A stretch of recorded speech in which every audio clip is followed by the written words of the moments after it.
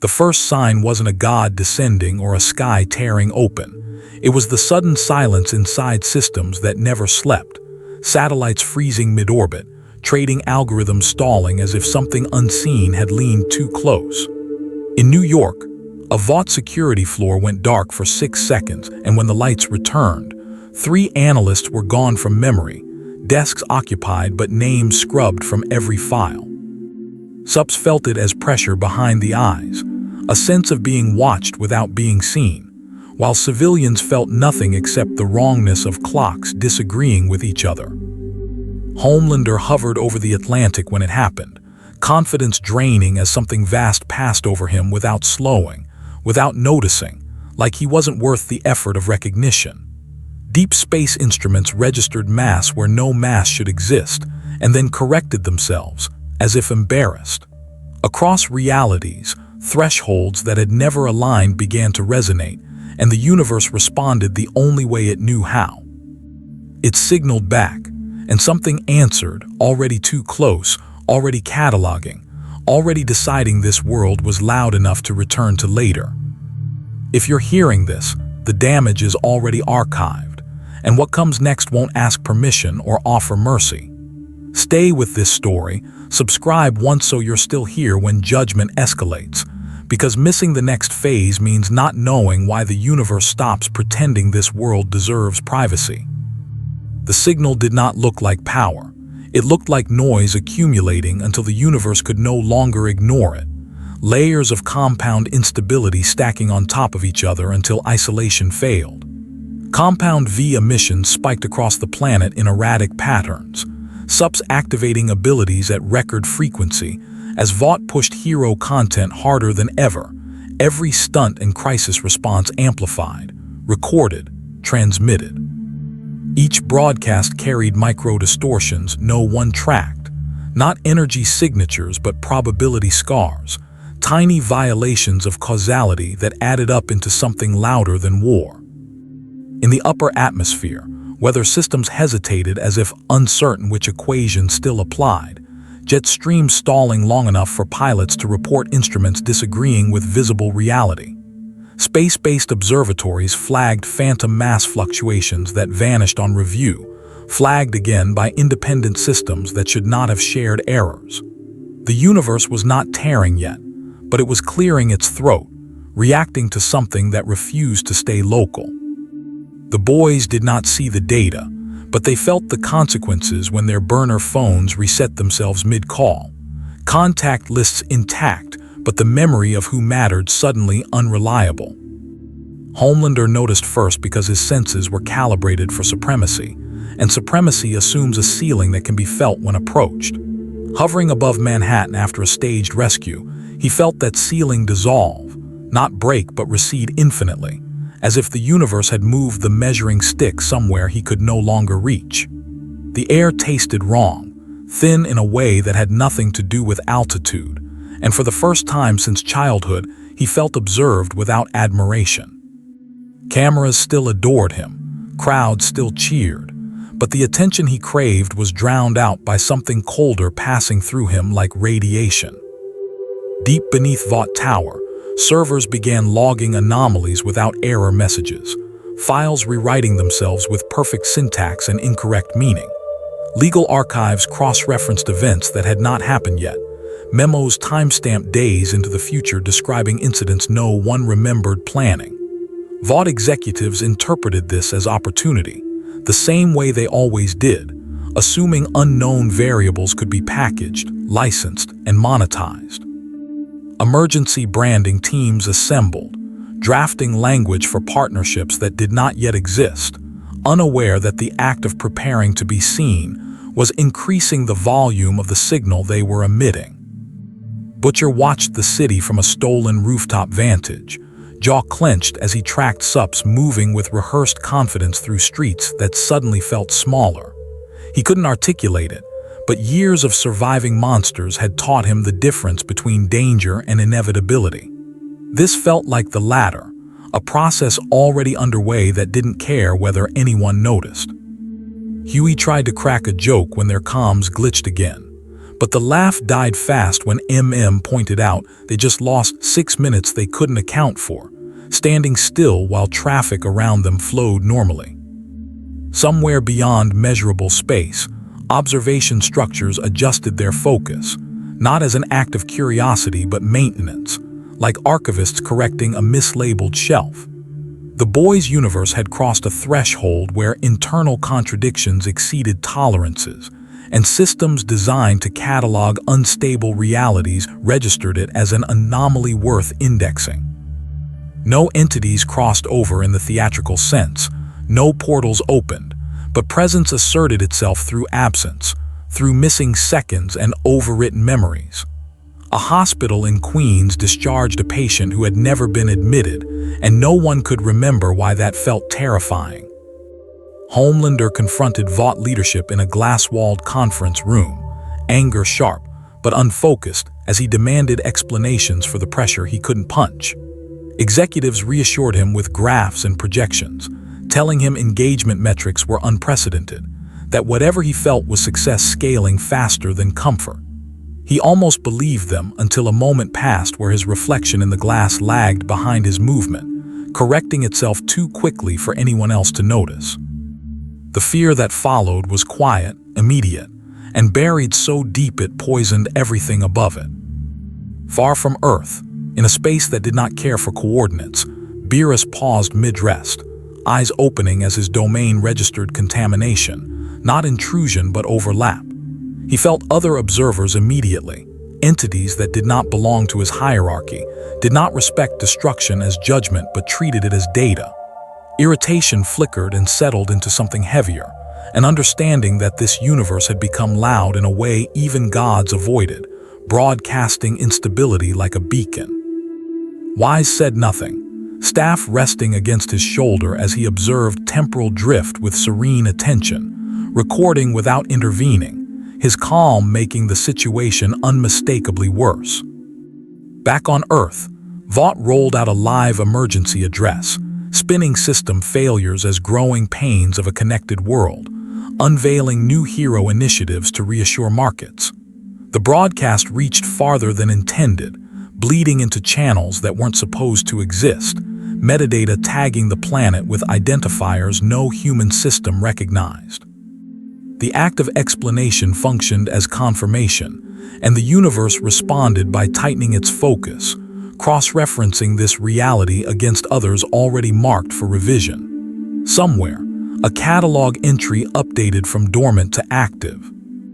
The boys attempted their first act of resistance without realizing that resistance was already obsolete, pulling strings to suppress footage, sabotage broadcasts, anything to reduce the noise. It worked locally briefly, but the effect was the opposite of what they intended. Gaps in data drawing more attention than saturation ever had. Butcher understood too late that silence only mattered before you were noticed, and that after attention arrived, every attempt to hide became another data point. Huey felt the weight of it when he tried to remember his mother's face and couldn't. Not gone but misfiled, like a corrupted thumbnail. The part ended not with an explosion or a battle, but with a system update propagating across layers of reality, permissions changed without consent. Time in certain regions began desynchronizing by milliseconds, then seconds, small enough to ignore, large enough to compound. The universe had acknowledged the signal, classified it, and initiated processes that did not include reversal, setting in motion a review cycle that would return again and again, until this world was either corrected or repurposed. The first confrontation didn't happen in the streets or the sky. It happened inside a misfiled moment where cause and effect stopped agreeing on order. A commuter train in Chicago arrived 3 minutes before it departed, doors opening onto a platform full of people who hadn't gotten there yet. When the system corrected itself, half the passengers were flagged as duplicates, alive and accounted for but legally non-existent, their identities stuck in administrative limbo that no human appeal process could reach. The event was contained, classified as a software glitch, but the correction echoed outward, nudging other systems into alignment with a reality that wasn't theirs. Vought's analytics division detected the anomaly as a spike in unresolved data conflicts, a statistical impossibility that excited rather than alarmed them. Executives authorized deeper modeling, feeding more information into predictive engines already straining under contradictory inputs. Each query was answered, but never the same way twice, forecasts shifting with every refresh as if the future resented being asked. What they interpreted as volatility was actually resistance, the universe refusing to be simplified while simultaneously recording who insisted on trying. Homelander responded to the growing unease by escalating visibility, inserting himself into every crisis, every camera angle, every narrative thread Vought could manufacture. He believed dominance could drown out whatever ignored him, that being unavoidable would force recognition. Instead, the effect was clinical detachment, observers registering him as a variable that saturated too easily, a solved equation with diminishing returns. During a live rescue, he froze midair for half a second, muscles locked as gravity waited patiently, and when motion resumed, the footage showed nothing wrong, except a missing frame no editor could find. The boys tracked the fallout in their own way, stitching together rumors and system failures that didn't leave scorch marks or bodies, only confusion. Frenchie intercepted a military memo referencing joint exercises that hadn't occurred, complete with casualty projections that matched real injuries from unrelated incidents. Pointed out that the dates overlapped in impossible ways, operations planned after consequences had already happened. Butcher recognized the pattern as escalation without aggression, a pressure campaign that didn't need to announce itself to be effective. The confrontation came when Vought launched Project Ascension, a global initiative framed as humanity's next evolutionary step, promising transparency, safety, and partnership with forces they implied were already watching. The announcement wasn't a lie so much as a provocation, a flare fired into the dark by people who mistook attention for leverage.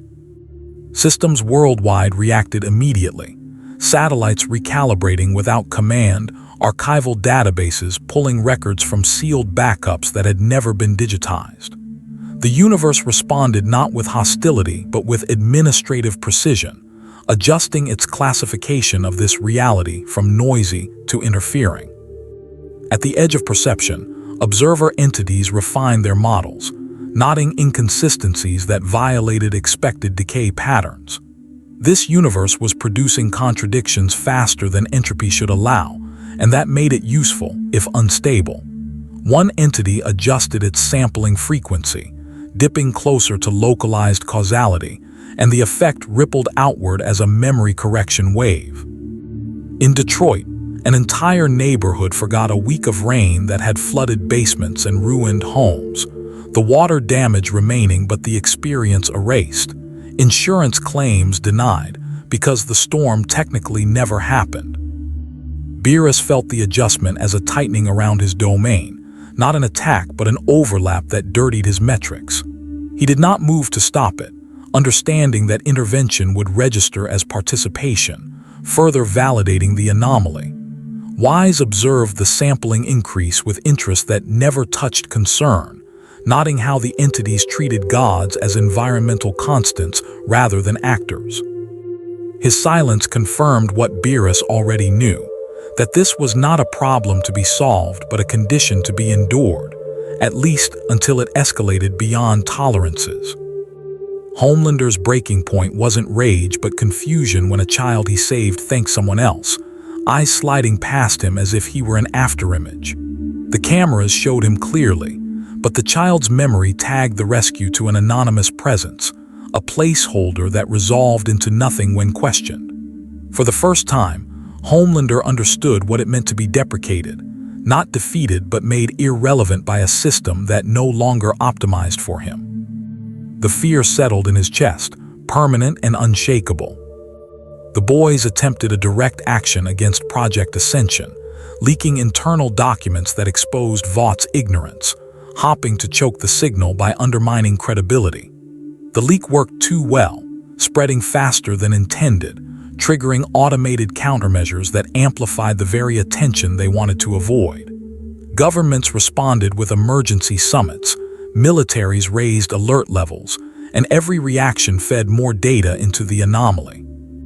The universe cataloged these responses as stress behaviors, updating its risk assessment accordingly. The first true classification error occurred when an observer misattributed a localized temporal collapse to hostile action, flagging the universe for potential intervention. The correction process initiated quietly, rerouting probability flows to isolate the anomaly. In practice, this meant certain regions experienced accelerated decay, infrastructure failing years ahead of schedule, economies collapsing without a single decisive event to blame. Cities remained standing, but their systems rotted, public trust eroding as explanations failed to cohere. The part ended with a sealed report transmitted across layers of reality, marking this universe as a candidate for iterative review rather than quarantine.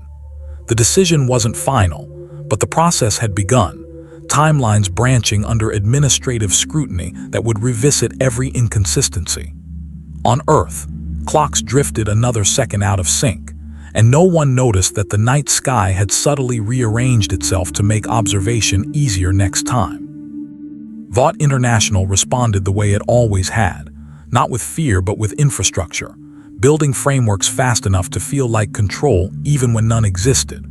Crisis floors expanded overnight, consultants flown in from think tanks that specialized in modeling chaos without understanding it.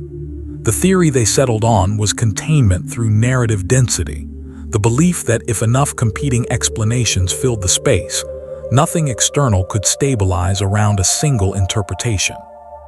It wasn't denial, it was saturation, a corporate reflex honed by decades of scandal management and ethical erosion. Internal memos reframed the anomalies as emergent complexity, positioning Vought as humanity's translator in a universe that had grown more interactive. The language was careful, non-committal, designed to sound like leadership rather than desperation. New departments formed to liaise with what they called non-local variables, staffed by analysts who mistook silence for negotiation. Every briefing deck ended with the same conclusion, that visibility equaled leverage, and that whoever shaped the story shaped the outcome. The universe responded by removing story beats. News cycles began skipping critical moments, broadcasts cutting from anticipation to aftermath with nothing in between.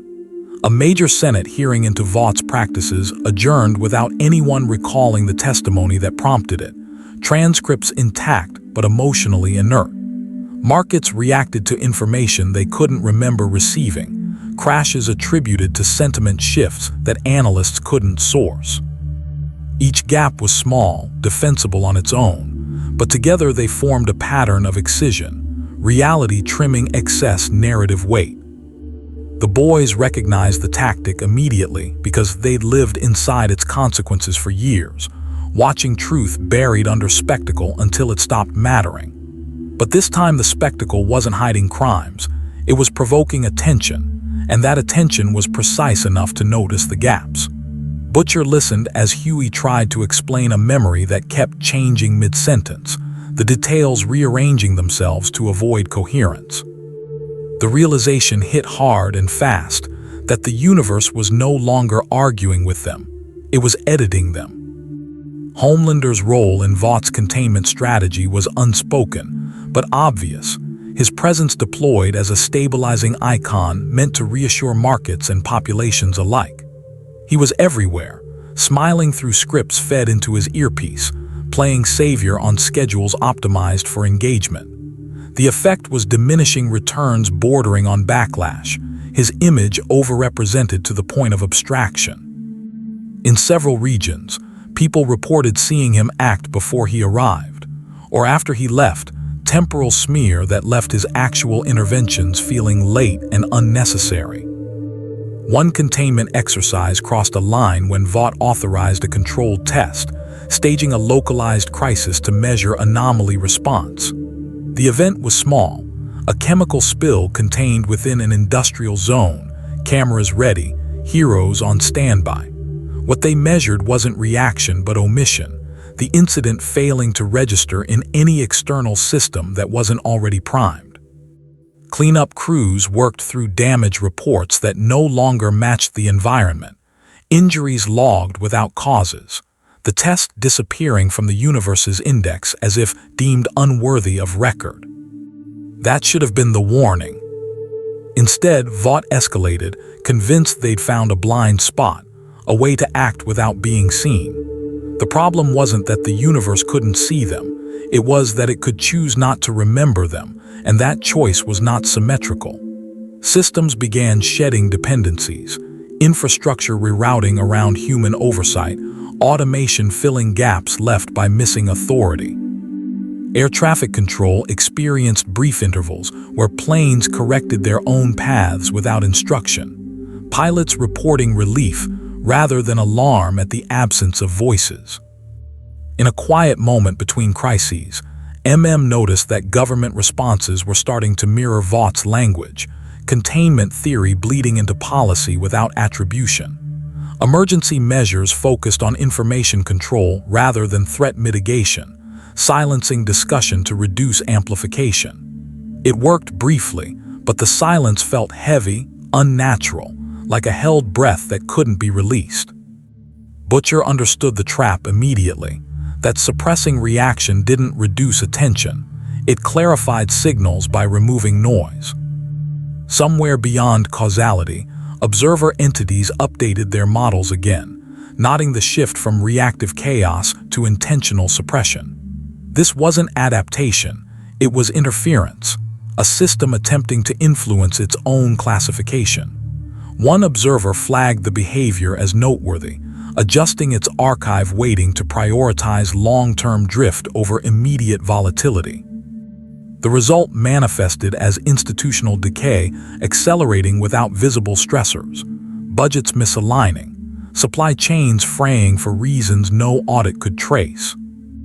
Beerus sensed the update like grit in his teeth, an irritation that refused to resolve. The contamination had spread beyond initial thresholds, the universe no longer just loud but argumentative, pushing back against being observed. He did nothing, because doing nothing preserved plausible deniability, and intervention would only entangle his domain further. Wise recorded the shift with perfect neutrality, noting how resistance patterns emerged naturally in systems that mistook autonomy for agency. Homelander's isolation deepened as the containment narrative eroded his centrality, his appearances reframed as expected constants rather than decisive actions. He overheard Vought handlers discussing redundancy protocols, contingency plans that did not require him, and the knowledge lodged like shrapnel. His fear no longer flared outward, it folded inward, reshaping his behavior into something cautious and brittle. When he hesitated during a live response, the delay was imperceptible to viewers but devastating to him. The boys made a desperate choice, attempting to sabotage containment by forcing uncontrolled exposure, leaking raw data without context. Hopping chaos would break the pattern. The release triggered immediate backlash, platforms auto-moderating the content into obscurity, algorithms deprioritizing anomalies as low-confidence signals. Worse, the act confirmed the universe's assessment that this reality was actively destabilizing itself, updating its status from candidate to problem. The part ended with a sealed directive propagating through layers of observation, authorizing more invasive sampling to determine long-term viability.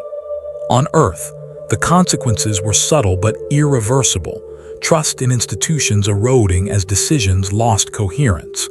The systems didn't collapse, they hollowed out, preparing the ground for scrutiny that would no longer be passive.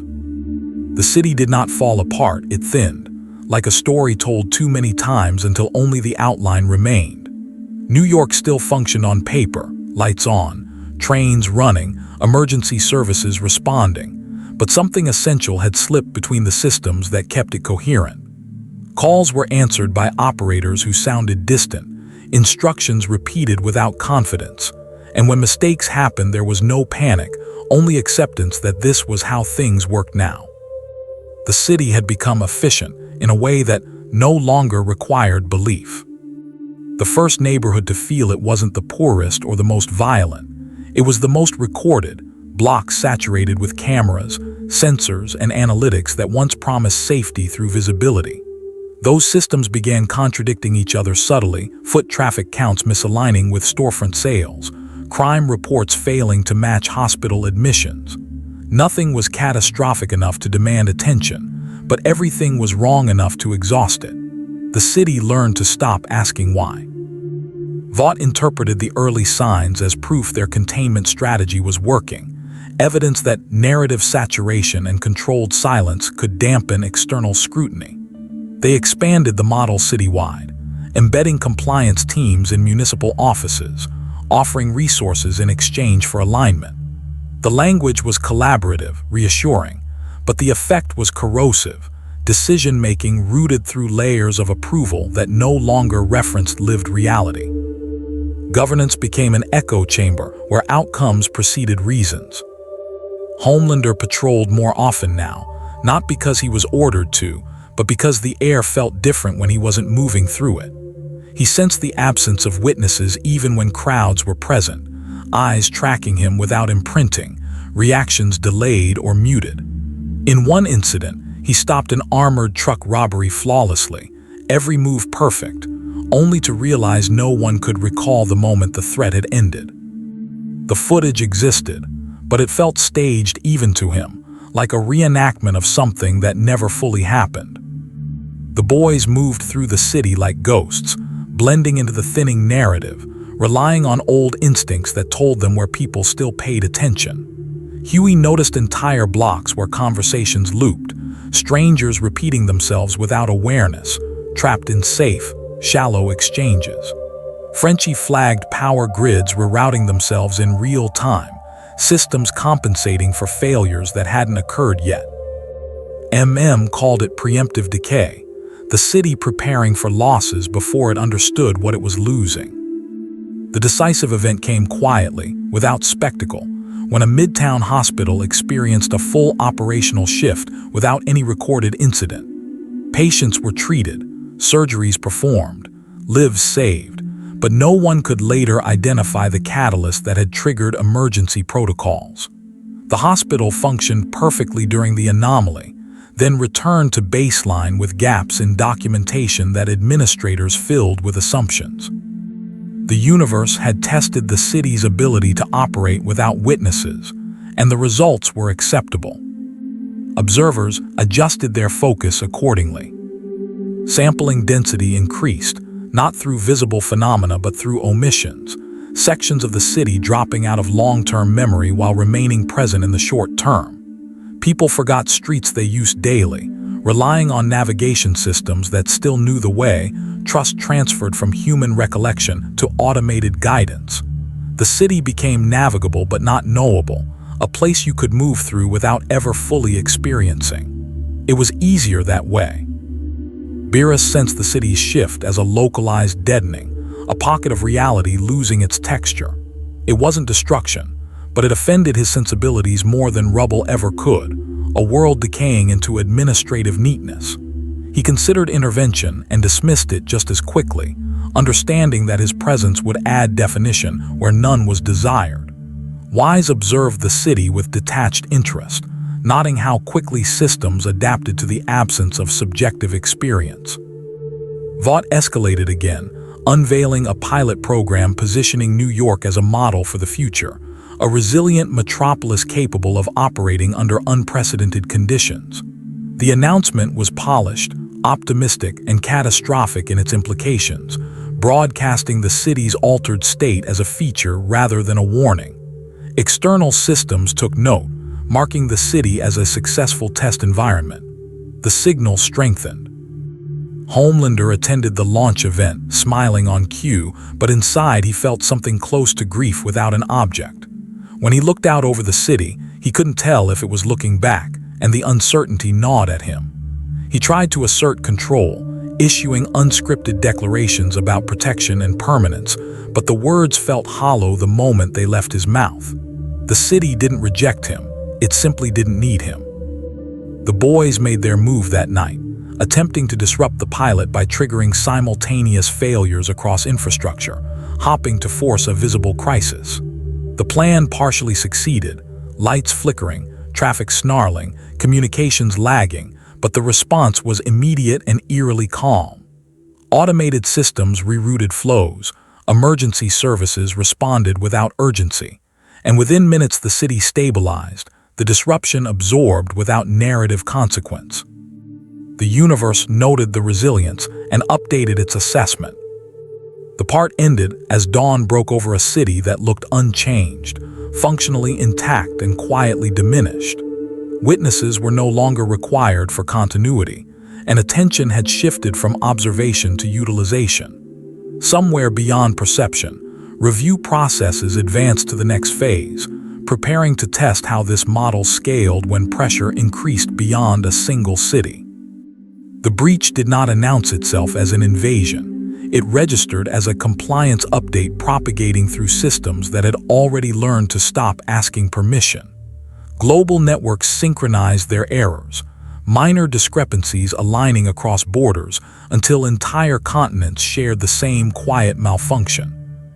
Financial markets opened and closed on time, but settled trades against baselines no one remembered setting. Currencies drifting in value relative to histories that no longer matched recorded policy. The world remained connected, but the connections now pointed inward, optimizing for continuity over truth. Governments responded with coordination rather than alarm, emergency councils, convening to compare notes that refused to line up. Intelligence agencies reported identical gaps in surveillance, blind spots that moved unpredictably but never overlapped, ensuring nothing complete could be seen. Militaries raised readiness levels without articulating threats, drills scheduled to reassure rather than prepare.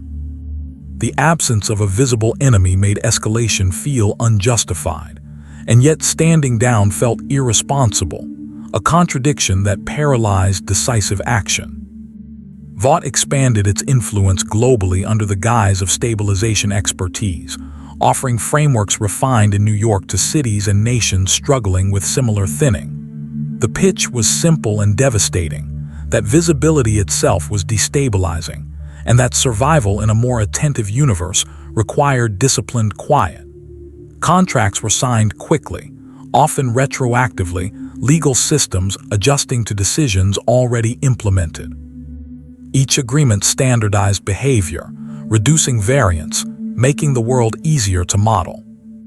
The boys scattered as borders softened in strange ways, travel restrictions enforced inconsistently as databases disagreed on who had clearance. Huey slipped through checkpoints without scrutiny, flagged as low priority by systems that no longer recognized him as an individual risk. Coordinated with contacts who spoke in rehearsed phrases, their words aligning too neatly with official guidance to feel organic.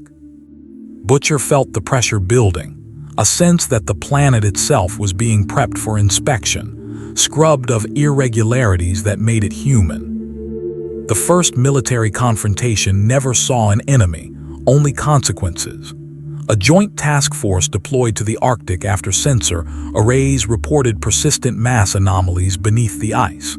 Submarines descended into waters that refused to behave, sonar returns folding back on themselves, distances stretching and compressing without pattern. Command lost contact for exactly 7 minutes, and when the fleet resurfaced, crews reported no engagement, no threat, only the overwhelming certainty that they had been measured and found inefficient. Half the mission logs were blank, the other half contradictory. That certainty spread. Across continents, defense systems experienced similar evaluations, missile silos running diagnostics that replaced targeting data with probability distributions that made no strategic sense. Launch codes remained intact, but simulations refused to predict outcomes, every scenario resolving into administrative failure rather than impact. Power without consequence lost its meaning, and doctrines built on deterrence began to rot from the inside. Generals spoke of restraint, while quietly acknowledging that restraint had been imposed. Beerus observed the global shift with mounting irritation, the contamination no longer localized enough to ignore. The universe had crossed from loud to instructive, allowing external processes to influence internal behavior without overt force.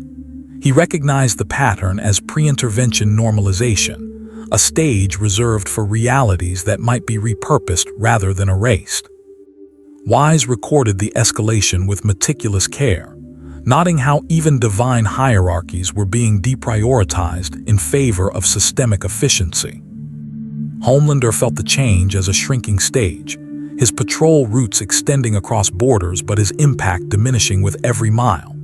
He intervened in an international hostage crisis, only to find that negotiations had already concluded in a parallel administrative layer, his presence redundant. The fear he carried hardened into resignation, a quiet understanding that he was no longer an apex actor but a legacy system, maintained for optics while decisions flowed around him.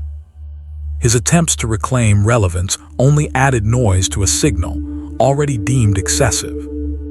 The decisive event that marked the global threshold breach came during a synchronized blackout that no one officially declared. For 12 minutes, power grids across multiple hemispheres entered a managed outage, infrastructure operating on autonomous reserves while human oversight was sidelined. Hospitals, transit systems, and data centers continued functioning, smoother than before, the absence of manual intervention improving efficiency. When power returned, the world had proof that it could run without witnesses, and the universe logged the result as successful.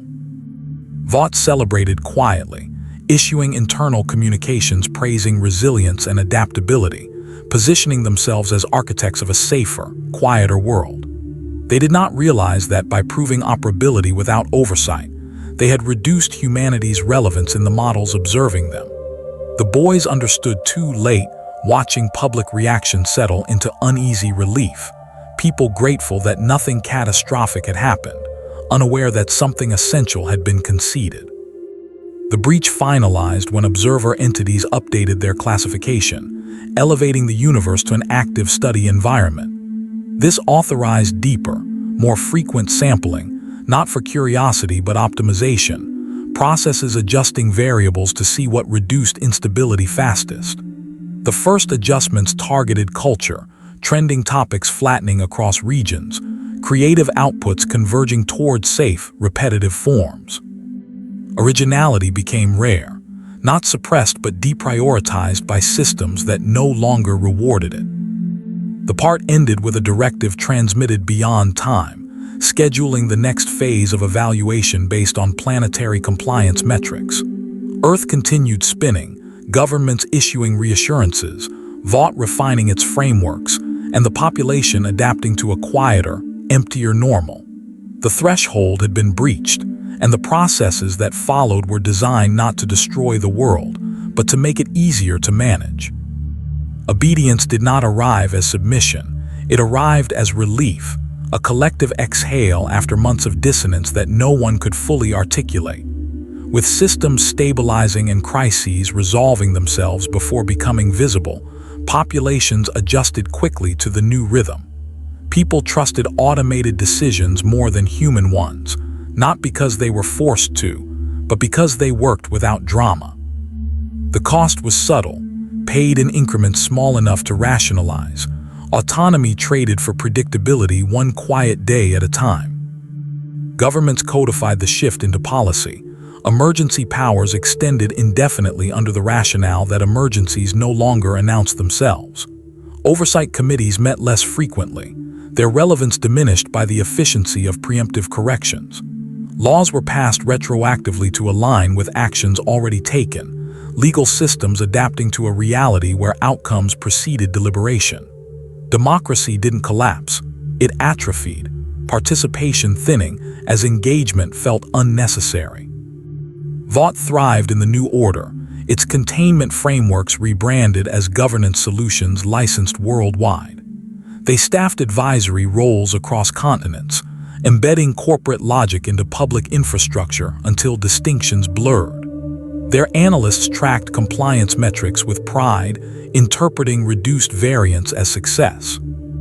The company believed it had finally achieved what decades of scandal couldn't destroy: legitimacy through indispensability, unaware that indispensability made them just another component to be optimized or removed.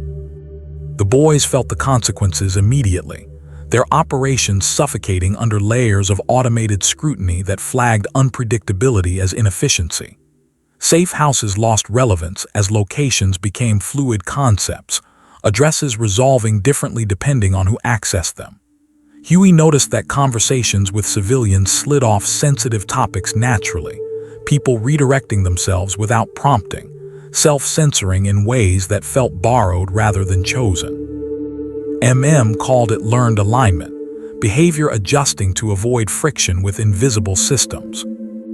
Butcher recognized the pattern from old war zones, populations adapting to occupying forces by minimizing attention. The difference was that no one wore uniforms, no checkpoints marked the boundaries, and the occupying presence didn't care if you believed in it. It only cared whether you interfered. His rage had nowhere to land, every target abstracted into processes that couldn't be punched or sabotaged without reinforcing their assessment. The decisive confrontation of this phase came when a coordinated resistance network attempted a global broadcast, hijacking emergency channels to expose the systemic erosion of agency. The message went out cleanly, voices passionate, evidence meticulously compiled, and for 30 seconds it felt like momentum had returned.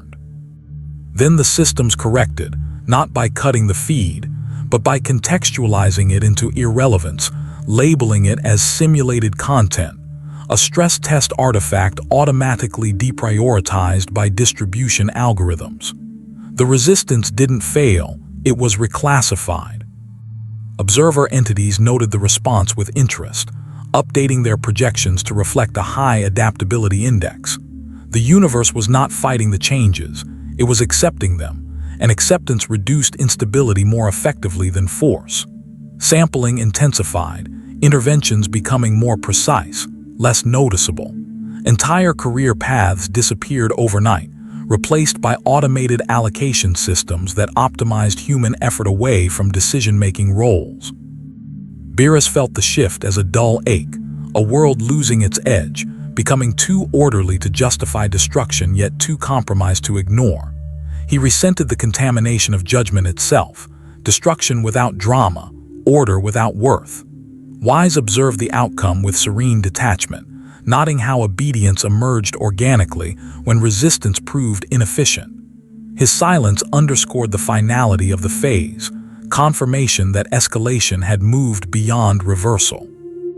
Homelander existed uncomfortably within the obedient world, his presence tolerated but unnecessary. He tried asserting authority, issuing commands that were acknowledged and quietly bypassed by systems that optimized around him. The public still cheered out of habit, but the cheers lacked urgency, admiration diluted into nostalgia. He understood then that fear was no longer a useful currency, that even terror required attention he could no longer command. The boys attempted one last disruptive act, targeting Vought's core advisory infrastructure in a high-risk operation meant to reintroduce chaos. The attack succeeded technically, systems offline, data centers compromised, but the impact was negligible. Backup frameworks activated instantly, global operations continuing without pause, Vought's role proven redundant by the very structures they had helped build. The universe logged the redundancy as progress. The cost of obedience became undeniable when populations began reporting a pervasive emptiness, a sense that life was running smoothly but meaninglessly. Mental health metrics spiked even as material conditions improved, dissatisfaction without cause spreading quietly. Systems responded by reallocating resources to manage symptoms rather than sources, reinforcing the cycle. The world was stable, efficient, and increasingly hollow. The part ended as observer entities scheduled the next evaluation phase, noting that resistance levels had dropped below thresholds requiring active management. The universe had learned how to quiet itself, and the processes observing it prepared to test whether dominance could now be asserted without opposition, not through conquest, but through continued optimization. Dominance revealed itself not through banners or declarations, but through the absence of alternatives, a reality shaped so thoroughly that deviation felt impractical rather than forbidden. The world continued to operate with unprecedented efficiency, crises preempted, resources allocated with mathematical precision. People adjusted to lives that felt smoother and smaller, ambitions recalibrated to fit models that rewarded predictability. The conquest was complete without a single shot fired.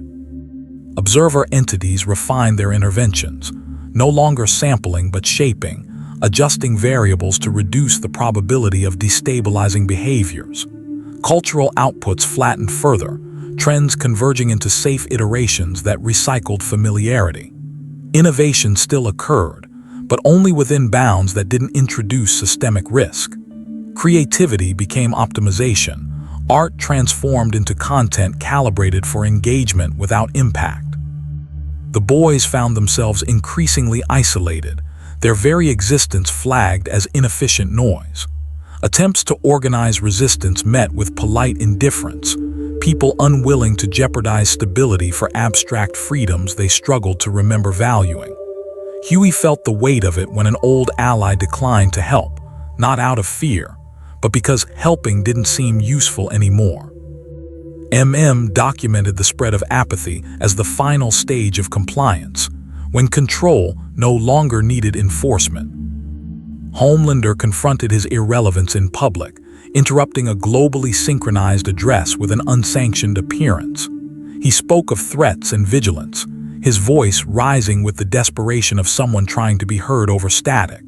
The systems absorbed the disruption seamlessly, cutting to alternate feeds, his message framed as an emotional outburst rather than a warning. For the first time, he wasn't silenced, he was contextualized. The decisive event of this phase occurred when a major city voted unanimously to adopt a fully automated governance charter, relinquishing human oversight by popular mandate. The vote was legal, transparent, and celebrated as progress. The universe registered it as consent, a crucial variable that reduced the need for coercive adjustments. Dominance had been achieved not by force, but by alignment. Beerus observed the milestone with visible distaste, recognizing a form of order that rendered his role meaningless.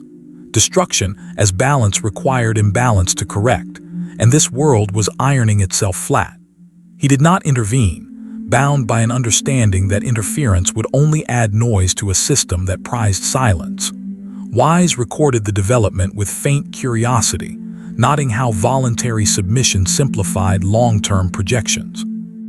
Vought attempted to reclaim relevance by branding themselves as stewards of the transition, releasing documentaries and white papers celebrating humanity's evolution. The response was muted, the public indifferent to who managed the systems as long as they worked. Investors noticed the shift first, capital flowing away, as Vought's narrative advantage evaporated. The company faced the existential horror of being unnecessary. The boys made one final attempt to matter, staging a confrontation that forced direct interaction with the system shaping reality. They sabotaged a core optimization hub, triggering unpredictable outcomes across a region. For a brief moment, chaos returned, traffic snarled, services faltered, and people panicked. Then the systems adapted, routing around the disruption, restoring order faster than before, and the chaos was reclassified as an acceptable anomaly. The universe responded by tightening its grip, implementing subtle constraints that reduced the likelihood of similar disruptions.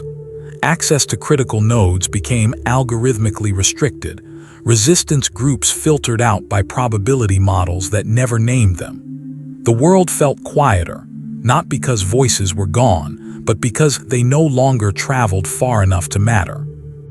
The part ended with observer entities logging a successful transition from influence to dominance, marking the universe as a stable asset.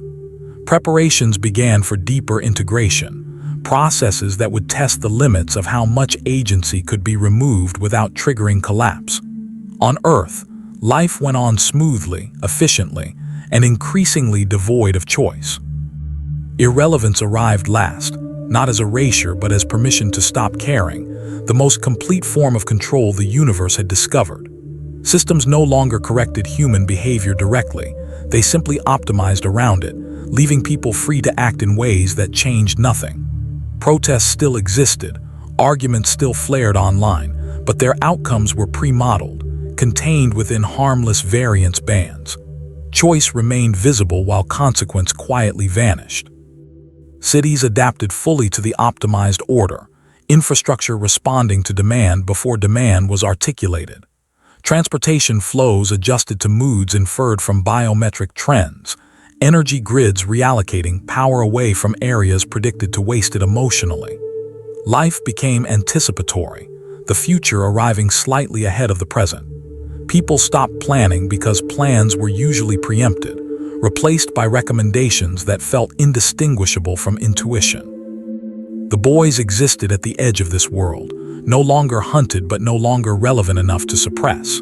Their communications went through, their movements untracked, because nothing they did intersected with critical pathways anymore. Huey described the feeling as being shadow-banned by reality itself, present but algorithmically ignored. Confirmed it through data, watching their risk profiles decay into statistical noise. Butcher struggled most with the shift, his identity forged in opposition, now denied a meaningful enemy. Rage without impact hollowed him out, leaving only exhaustion and the grim clarity that violence had become performative. He understood then that dominance without conquest required no villains, only participants who had accepted that resistance was inefficient. The war had been won by making it unnecessary. Homelander's fall into irrelevance was more visible and more humiliating. Vought stopped scheduling his appearances without explanation, handlers reassigned, scripts drying up. When he tried to assert himself, forcing confrontations in public spaces, the response was polite discomfort, people stepping aside not in fear but inconvenience. His power remained absolute, but absolute power without narrative had nowhere to land. The decisive event came when Homelander attempted a unilateral act meant to force recognition, dismantling a major optimization hub in full view of global cameras. The destruction was real, the damage undeniable, and for a brief moment the world held its breath. Then the systems rerouted, redundancies activating, services continuing uninterrupted. Analysts framed the incident as an emotional episode, compensation packages issued, life proceeding as if nothing essential had been touched. Homelander stood amid the wreckage, finally understanding that he could break things and still not matter. Observer entities logged the incident with mild interest, noting that even high-energy disruptions failed to destabilize the system. The universe had achieved a state where force was inefficient, spectacle unnecessary. Integration parameters adjusted upward, clearing the way for deeper restructuring that would no longer accommodate legacy actors. Irrelevance was not a side effect, it was the goal. Beerus sensed the finality of the phase like a door closing, the world flattening into something unworthy of destruction, yet impossible to ignore. His irritation curdled into something colder, an understanding that this universe was becoming a precedent. Wise observed without comment, recording how even gods could be sidelined by systems that didn't recognize narrative importance. Vought collapsed quietly under the weight of redundancy, assets absorbed, executives reassigned into advisory roles with no authority. The company that once shaped reality through branding became another optimized component, its legacy reduced to case studies. The boys watched it happen with numb resignation, the enemy they had defined themselves against dissolving without confrontation. The part ended with observer entities authorizing the next phase, moving from dominance maintenance to structural override. The universe was stable enough to modify at a foundational level, to test how much of its original configuration could be replaced without triggering existential alarms. Earth continued on, unaware that relevance itself had become optional, and that the next changes would not ask for participation at all. The decision did not arrive as an announcement, because archives do not announce conclusions, they update states. Somewhere beyond causality, the observers that had once merely sampled and optimized completed their long evaluation, and the universe crossed from being managed to being processed. The distinction mattered, even if no one on Earth understood it yet. Management preserved structure, processing determined what was worth keeping. The first signs appeared as historical disagreement, not between people, but between records that had once aligned perfectly. Encyclopedias contradicted themselves depending on access point, archives returning mutually exclusive versions of the same century. Educational systems adapted automatically, smoothing over discrepancies by teaching generalized narratives stripped of specifics. History became probabilistic, a range of acceptable interpretations rather than a chain of events, and the archive noted the reduction in instability with approval. The boys experienced the shift viscerally when entire operations they remembered planning no longer had evidence of having occurred. Safe houses they had lived in for months existed physically, but lacked any trace of habitation, no fingerprints, no wear patterns, as if occupation had never been logged. Huey realized with creeping dread that memory itself was being demoted, treated as anecdotal data rather than authoritative record. Confirmed it through cross-checks, watching personal experiences fail validation against system logs. The decisive event unfolded across multiple cities simultaneously when emergency alert systems issued contradictory instructions that all proved correct.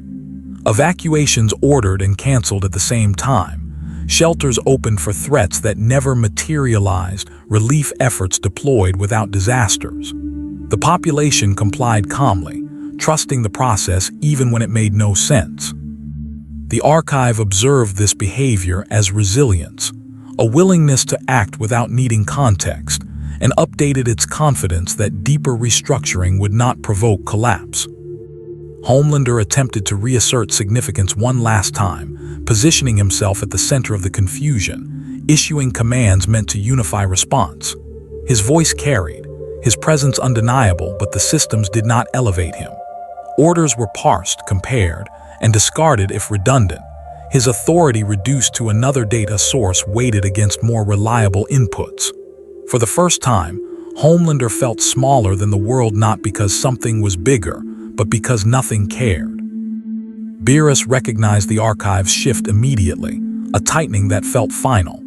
This was no longer observation or optimization. This was curation, the quiet removal of variables deemed inefficient. He understood the implication with a clarity that tasted bitter, that if this process continued, even gods would be evaluated on usefulness rather than power. Wise continued recording, expression serene, as if witnessing an inevitable theorem prove itself. Across the planet, subtle overwrites began, systems replacing legacy frameworks with cleaner abstractions. Borders softened further, not erased but deprioritized, jurisdiction determined dynamically by efficiency metrics. Languages simplified, losing idioms that carried emotional ambiguity, communication streamlined to reduce misinterpretation. The world grew easier to process and harder to recognize. The boys realized the danger when they noticed that grief itself was being optimized away, loss acknowledged but not lingered on, mourning periods shortened by algorithmic intervention. Trauma metrics improved while meaning evaporated. Butcher felt the weight of it settle in his chest, the understanding that the archive wasn't killing the world. It was preparing to remember it selectively, stripping out everything that complicated the record. The part ended when the archive finalized its first retention list, marking certain systems, behaviors, and structures as essential, and others as deprecated. The update propagated silently, rewriting probabilities in favor of the retained elements. Earth did not feel the deletion yet, but the criteria had been set, and the next phase would test what happened when pieces of reality failed to meet archival standards. The first future to be deprecated did not end in fire or collapse. It simply stopped being referenced. Economic projections quietly removed entire career paths from their models, not outlawed but unanticipated, opportunities that no longer appeared in simulations that guided policy and education. Students still dreamed, but guidance systems gently redirected them toward outcomes with higher retention value. Choice remained, but the futures attached to those choices thinned until they no longer mattered. Cities felt the shift as stagnation without hardship, growth curves flattening into plateaus that resisted disruption. Innovation hubs pivoted toward maintenance rather than invention, optimizing existing systems instead of challenging them. The world grew stable in a way that discouraged risk, and without risk, entire branches of possibility withered. The archive logged the reduction in variance as success, pruning timelines that generated unnecessary divergence. The boys experienced the deprecation personally when plans they discussed simply failed to cohere. Strategies dissolved mid-conversation, not forgotten but rendered impractical by shifting constraints that no one could trace. Huey described it as trying to walk toward a door that kept relocating a few inches to the left, always visible, never reachable.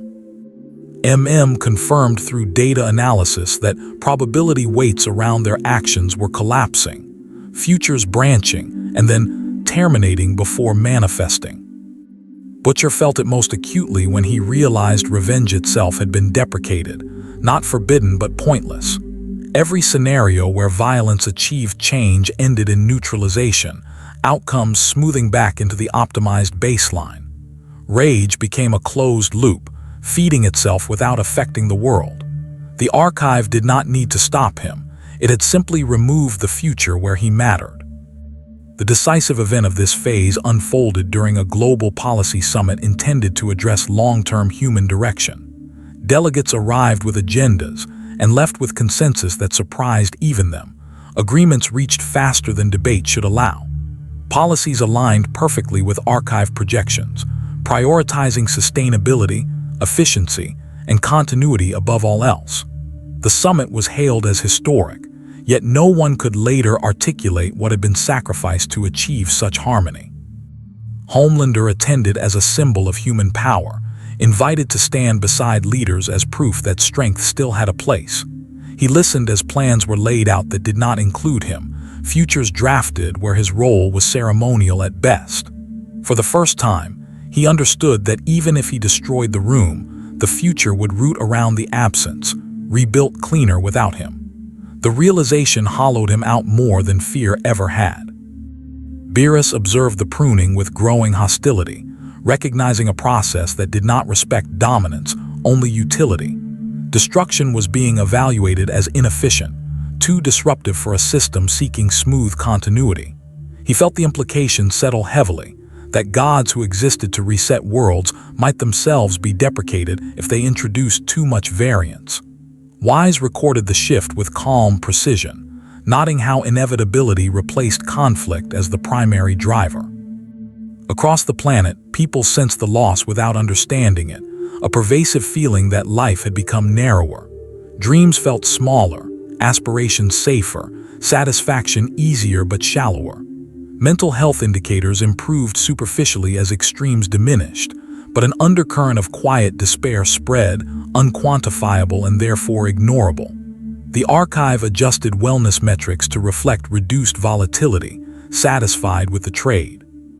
The boys attempted one last gambit, seeking to force the emergence of an unmodeled future by creating conditions too chaotic to prune. They orchestrated simultaneous disruptions across political, economic, and cultural nodes, hopping to overwhelm predictive systems.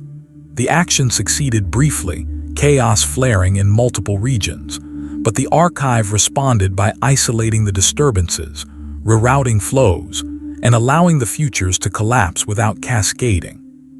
The attempt was logged as a failed branch, deprecated along with the others. The part ended as the archive finalized a comprehensive future set, selecting a narrow band of timelines optimized for stability and retention. All others were marked for gradual fade, not erased but starved of probability until they could no longer manifest. Earth continued forward, unaware that most of its possible tomorrows had already been quietly set aside. Retention did not feel like imprisonment. It felt like being kept, selected, preserved for reasons no one was allowed to question. The archive finalized its criteria with mechanical patience, locking in the timelines that produced minimal variance and maximum continuity. Everything else wasn't destroyed. It was deprioritized so thoroughly that it stopped surfacing. Futures still theoretically possible but no longer accessible. The world narrowed again, not suddenly, but decisively. The effects manifested as permanence without progress, societies stabilizing into configurations that resisted meaningful change. Political systems ossified, elections held on schedule with outcomes that shifted aesthetics but not direction. Economic mobility slowed to a crawl, not because of oppression, but because the paths upward and outward had been retained only as symbolic gestures. The archive favored predictability over aspiration, and the planet complied. The boys realized the horror of retention when they noticed that nothing they did produced second-order effects anymore. Actions resolved locally and died there, never rippling outward. Huey helped a family escape a corporate seizure only to discover that their circumstances reverted within days, not by force, but by statistical correction. Tracked the pattern across continents, confirming that systemic change had been effectively sandboxed. Butcher finally understood the cruelty of it, that the archive wasn't erasing resistance. It was containing it, preserving dissent as a harmless artifact that proved tolerance without allowing impact. Rage became performative history, rebellion a curated exhibit rather than a threat. He felt something in himself give way, not hope exactly, but the belief that struggle still mattered. Homelander existed in a retained world that had no use for gods, wrong or otherwise. He was still powerful, still feared in theory, but every scenario where he asserted dominance resolved into redundancy. When he threatened annihilation, evacuation protocols preempted him, damage forecasts absorbed the loss, and the system moved on. For the first time, he grasped that power without leverage was just noise, and noise was precisely what the archive filtered out. The decisive event came when the archive initiated its final test, a controlled removal of a retained variable to measure resilience. A mid-sized nation experienced a complete leadership vacuum overnight, officials resigning simultaneously for reasons that felt personal and inevitable. Governance did not collapse. Automated frameworks filled the void seamlessly, public services uninterrupted. The archive confirmed that even symbolic authority was optional. Beerus felt the test like a verdict, understanding that this universe no longer required correction or destruction, only maintenance.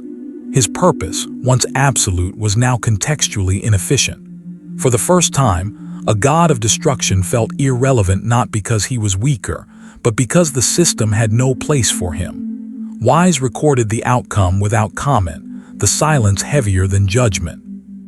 Across the planet, people adapted to the retained reality with weary acceptance, lives predictable, safe, and increasingly devoid of consequence.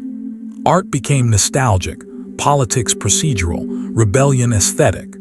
The archive logged satisfaction metrics rising even as depth vanished, retention achieved at the cost of becoming something no one would ever miss if it were gone. The part ended as the archive finalized irreversible retention, sealing the selected timelines and initiating long-term preservation protocols.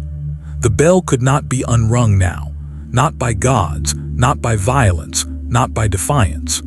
The universe had been noticed, processed, and kept, and the final phase would not ask whether this world wanted to remain at all. The final outcome did not feel like an ending, because endings imply release, and this was preservation.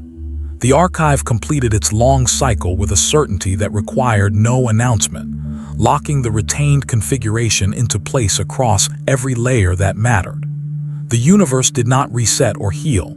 It stabilized into a shape that could be remembered indefinitely without contradiction. What had once been a living, volatile system became a reference state, a version of reality optimized to endure being revisited. The immediate effects were subtle enough to be mistaken for peace. Conflicts resolved faster, not through compromise but exhaustion, positions converging toward pre-approved equilibria. Cultural movements slowed, repeating safe motifs that had already been validated as non-disruptive. Time itself felt smoother, fewer sharp moments, fewer events that demanded to be recalled precisely. The world became easy to archive because nothing insisted on standing out. The boys lived on in this retained world, not hunted, not erased, but rendered inert. Their actions continued, small rescues, local disruptions, acts of stubborn defiance that mattered intensely to those involved and nowhere else. Huey understood it first, the quiet terror that their victories were allowed because they proved nothing. Confirmed it through patterns that never broke, every ripple contained, every attempt at systemic change dissolving before it could propagate. Butcher accepted it last, the realization settling like ash, that the fight had not been lost, it had been neutralized into irrelevance. Homelander remained, too, a monument to a version of power that no longer applied. He was still strong enough to shatter cities, still feared in abstract models, but every path that led from his actions to lasting consequence had been closed. When he hovered over a coastline, threatening the world with annihilation, evacuation models ran, losses calculated, continuity preserved. The archive had accounted for him completely, and in doing so, had stripped him of the one thing he had always needed, the ability to matter. Vought existed only as infrastructure now, its name retained in databases but emptied of influence.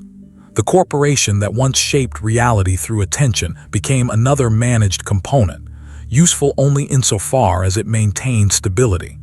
Its rise and fall were logged as a case study in how noise attracts scrutiny, and how scrutiny, once satisfied, does not leave.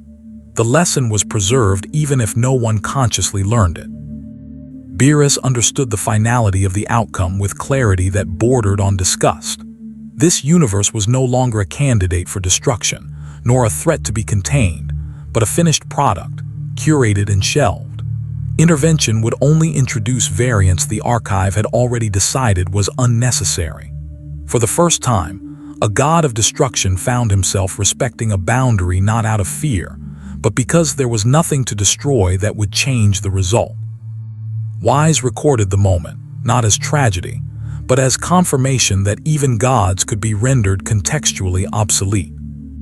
The decisive, irreversible change revealed itself gradually as humanity lost the ability to surprise itself. Breakthroughs stopped breaking ground, revolutions lost their teeth, and even catastrophes arrived pre-processed, their impacts blunted before they could scar collective memory. The world continued, safe, efficient, and endlessly survivable, but never again truly alive in the way it once had been. Survival no longer equaled freedom, and safety no longer implied meaning.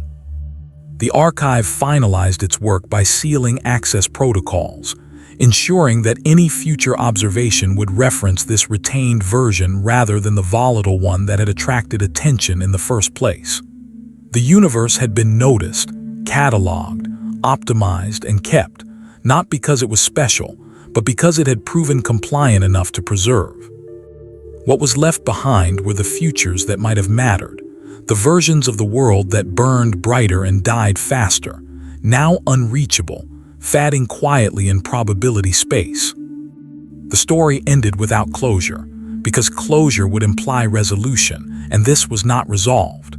It was ongoing, permanent, and unchangeable, a world that would continue indefinitely under the weight of being remembered. The wrong gods never left, never needed to, because their work was complete, and the bell that had been rung at the beginning of all this would echo forever in a universe that had learned too late that some attention is worse than annihilation.